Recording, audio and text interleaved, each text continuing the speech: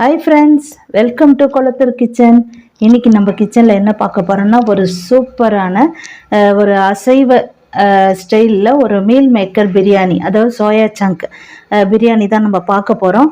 ரொம்ப ரொம்ப சூப்பராக இருக்கும். இப்போ வாங்க இதுக்கு தேவையான பொருள்லாம் என்னென்னு பார்த்துடலாம். பாருங்கள், 2 பெரிய வெங்காயம் கட் பண்ணி வச்சுருக்கேன், 2 பெரிய தக்காளி கட் பண்ணி வச்சுருக்கேன், 2 பச்சை மிளகாய், ஒரு 150 gram meal maker soya chunk எடுத்து வச்சுருக்கேன். இது ரொம்ப உடம்புக்கு நல்லது தான், நமக்கு புரத சத்தும் தேவை. ஸோ இதையும் வாரத்துக்கு 1 நாள் 2 நாள் நீங்கள் எடுத்துக்கோங்க. இதை ஃப்ரை பண்ணி கூட நீங்கள் எடுத்துக்கலாம், கிரேவியும் பண்ணிக்கலாம். சூப்பராக இருக்கும், பிரியாணியில் அட்டகாசமாக இருக்கும். இஞ்சி பூண்டு விழுது, தேவையான மசாலா பொருள் 2 பிரியாணி இலை, ஒரு அன்னாச்சிப்பூ, பட்டை, கிராம்பு, ஒரு மராட்டி மொட்டு. அடுத்தது தேவையான தயிர். அதுக்கப்புறம் பார்த்திங்கன்னா அரைக்கிறதுக்கு ஒரு கைப்பிடி புதினா, ஒரு கைப்பிடி கொத்தமல்லி, ஒரு பச்சை மிளகாய் எடுத்து வச்சுருக்கேன். இதை ஃபுல்லாக நம்ம அரைச்சிக்க போகிறோம். இப்போ அதுக்கு முன்னாடி தண்ணி சூடாகுது நல்லா. இப்போ இந்த மீல் மேக்கர் சோயா சங்கை நல்லா கொதித்ததுக்கப்புறம் இதை போட்டு என்ன பண்ண போகிறோம், ஒரு மூடியை போட்டு ஒரு 2 நிமிஷம் அந்த சுட தண்ணியிலேயே நல்லா அது வேகணும். அதுக்கப்புறம் நம்ம அதை புழிஞ்சு எடுத்துக்கலாம், ரெடி பண்ணிக்கலாம். இப்போ தண்ணி சுடட்டும், அதுக்கப்புறமா நம்ம இந்த சோயா சங்க் போட்டு ஒரு தட்டு போட்டு மூடிக்கலாம். நல்லா தண்ணி கொதிக்குது. இப்போ இந்த நேரத்தில் நம்ம எடுத்து வச்சிருக்கிற இந்த மீல் மேக்கரை அதில் போட்டுடலாம்.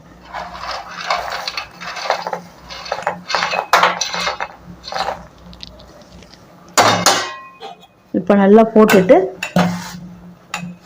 ஒரு மிக்ஸ் பண்ணி விட்டுக்கோங்க. இப்போ கேஸ் ஸ்டவ் நம்ம ஆஃப் பண்ணிக்கலாம். அந்த ஹீட்லேயே அது நல்லா வேகட்டும். அதுக்கப்புறமா என்ன பண்ணலாம், எடுத்து ஒரு 2 முறை 3 முறை கழுவிட்டு புழிஞ்சு எடுத்துக்கலாம். இப்போ பாருங்கள், நம்ம இந்த ஒரு கைப்பிடி புதினா, ஒரு கைப்பிடி கொத்தமல்லி, ஒரு பச்சை மிளகாய், இது கூடவே ஒரு 4 சின்ன வெங்காயம். நான் ஃபஸ்ட்டு சொல்லலை, இப்போ சொல்கிறேன். 4 சின்ன வெங்காயம் போட்டு அரைச்சிக்கோங்க. ரொம்ப சூப்பராக இருக்கும், இந்த பேஸ்ட் ரொம்ப அட்டகாசமாக இருக்கும். அதுக்கப்புறமா அரிசி இன்றைக்கி நான் என்ன அரிசி எடுக்கிறேன்னா சீரக சம்பா தான் எடுத்திருக்கேன். சீரக சம்பா ரொம்ப நல்லாயிருக்கும். சீரக சம்பாவில் நம்ம இந்த மாதிரி செய்யும் பொழுது ரொம்ப வாசனை நல்லா சூப்பராக அட்டகாசமாக இருக்கும்.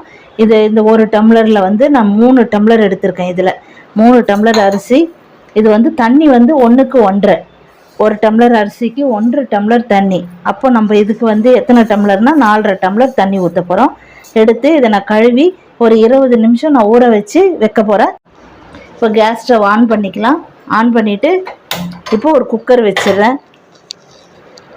இன்றைக்கி நம்ம குக்கரில் தான் செய்ய போகிறோம். ரொம்ப சிம்பிளாக டக்குன்னு ஒரு 15-20 மினிட்ஸில் ஈஸியாக டக்குன்னு செய்ய போகிறோம். குக்கர் வச்சாச்சு. ஒரு 50 கிராம் எண்ணெயும் ஊற்றிக்கிறேன், சமையல் எண்ணெய் காயட்டும். ஒரு 1/2 ஸ்பூன் சோம்பு, பெருஞ்சீரகம், சோம்பு,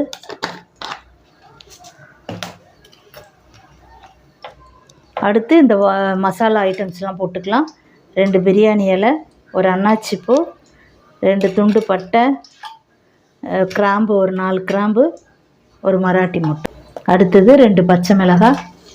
இப்போ கட் பண்ணி வச்சுருக்கிற வெங்காயத்தையும் போட்டுக்கலாம்.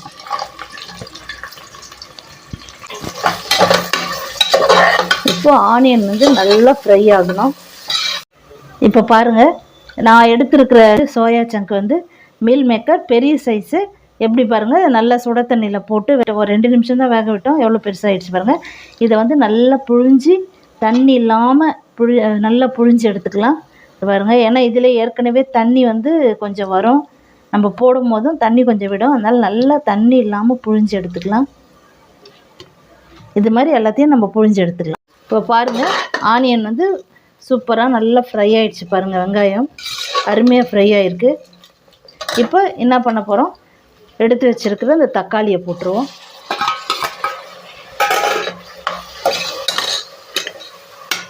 இந்த தக்காளி கூடவே நம்ம இஞ்சி பூண்டு விழுதியும் சேர்த்துடலாம். ஏன்னா இந்த இஞ்சி பூண்டு விழுதியும் தக்காளியோடு சேர்க்கும் போது தக்காளி சீக்கிரத்தில் நல்லா மசிஞ்சு வெந்து வந்துடும். சின்ன ஸ்பூன் தான், இதில் ஒரு 2.5 ஸ்பூன் போடுறேன் நான். ஒரு 2 ஸ்பூன் இஞ்சி பூண்டு விழுது போட்டு நல்லா மிக்ஸ் பண்ணி விட்டுக்கலாம். அந்த இஞ்சி பூண்டு விழுது பச்சை வாசனை போகட்டும். இந்த தக்காளியும் கொஞ்சம் நல்லா குழஞ்சி வரட்டும். அதுக்கப்புறம் மற்ற பொருள்லாம் போட்டுக்கலாம். இப்போ பாருங்கள், தக்காளி சூப்பராக குழஞ்சி வந்துருச்சு. இது மீல் மேக்கர் இப்போ நல்லா புழிஞ்சு எடுத்து வச்சுருக்கோம். இப்போ இந்த நேரத்தில் மசாலாலாம் சேர்த்துடலாம். 1/2 ஸ்பூன் மஞ்சத்தூள். நான் வந்து குழம்பு மிளகாய்த்தூள் போடுறேன். உங்களுக்கு வெறும் மிளகாய்த்தூள் தான் நீங்கள் போடுவீங்கன்னா நீங்கள் போட்டுக்கோங்க. 2 ஸ்பூன் குழம்பு மிளகாய்த்தூள், 3/4 ஸ்பூன் காஷ்மீரி சில்லி கலருக்காக, அது காரம் அவ்வளோ இருக்காது. ஒரு ஸ்பூன் கரம் மசாலா. எது செய்தாலுமே அந்த பச்சை வாசனை போகிற அளவுக்கு நம்ம வதக்கிக்கணும், அப்போ தான் சூப்பராக இருக்கும். இருந்தாலும் ஒரு 1/2 ஸ்பூன் தயிர் போட்டு நல்லா மிக்ஸ் பண்ணிக்கலாம். நல்ல புளிக்காத தயிர், ஃப்ரெஷ்ஷான தயிர் தான். இப்போ பாருங்கள், நல்ல எண்ணெய் பிரிஞ்சு வந்துருச்சு பாருங்கள், சூப்பராக. இப்போ இந்த நேரத்தில் நம்ம அரைச்சி வச்சுருக்கிற புதினா, ஒரு கைப்பிடி கொத்தமல்லி, ஒரு 4 சின்ன வெங்காயம், ஒரு பச்சை மிளகாய், இதை மிக்ஸையும் போட்டுக்கலாம். இப்போ நல்லா மிக்ஸ் பண்ணிக்கலாம். ஒரு 2 செகண்ட் அப்படியே விடுவோம், அந்த பச்சை வாசனை போகட்டும். இல்லை, அந்த பச்சை வாசனைலாம் போயிடுச்சு, நல்ல செமையாக வாசனை வருது. எடுத்து வச்சுருக்கிற இந்த மீல் மேக்கர் சோயா சங்க் போட்டு இந்த நல்ல காரத்தோடு மிக்ஸ் பண்ணி விட்டுக்கலாம். ரொம்ப அருமையாக இருக்கும்.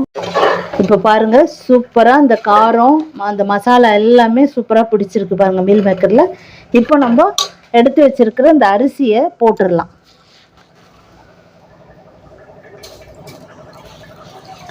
ரொம்ப ஈஸி, ஒரு 15 மினிட்ஸு இல்லைன்னா 20 மினிட்ஸ், அவ்வளோதான். அதுக்கு மேலே டைம் எடுக்காது. இப்போ நல்லா கிளறி விட்டுக்கலாம். இப்போது இன்னொன்று மறந்துட்டோம், உப்பு நம்ம சேர்க்கல, உப்பு சேர்த்துக்கலாம் இந்த நேரத்தில். தேவையான அளவு இந்த நேரத்தில் உப்பு போட்டுக்கோங்க. நல்லா மிக்ஸ் பண்ணிவிடுங்க. இப்போ நம்ம எடுத்து வச்சுருக்கிற இந்த தண்ணியை ஊற்றிடலாம். நான் அளந்து தான் வச்சுருக்கேன். 1 டம்ளருக்கு 1.5 டம்ளர் தண்ணி, 4.5 டம்ளர் தண்ணி நான் ஊற்றுறேன். வாரத்துக்கு ஒரு 2 நாளாவது எடுத்துக்கோங்க. தைராய்டு பேஷண்ட்டு இந்த மாதிரி இருக்கிறவங்க மட்டும் அதிகமாக சுரக்க வச்சிரும், அதனால் அதிகமாக எடுக்கக்கூடாது இது.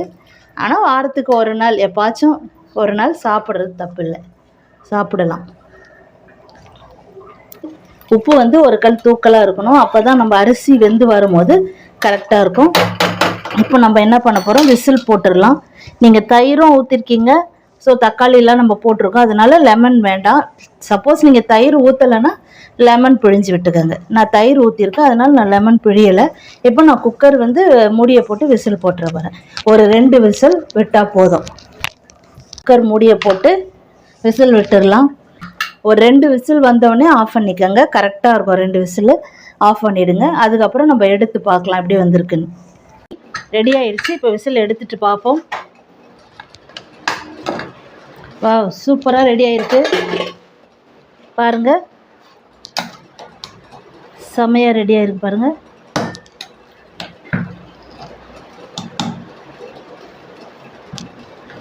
இப்போது ஒரு தட்டில் மாற்றிக்கலாம்.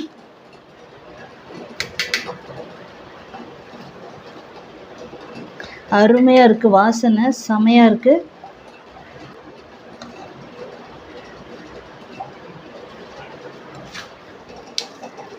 இப்போ பாருங்கள், இதுக்கு தயிர் பச்சடி,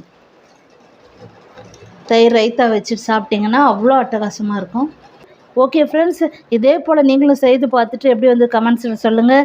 இந்த வீடியோ உங்களுக்கு பிடிச்சிருந்தா லைக் பண்ணுங்கள், ஷேர் பண்ணுங்கள், சப்ஸ்கிரைப் பண்ணுங்கள், மறக்காமல் பெல் சிம்பிளை கிளிக் பண்ணுங்கள். அப்போ தான் நாங்கள் போடுற வீடியோலாம் உங்களுக்கு நோட்டிஃபிகேஷனாக காண்பிக்கும்.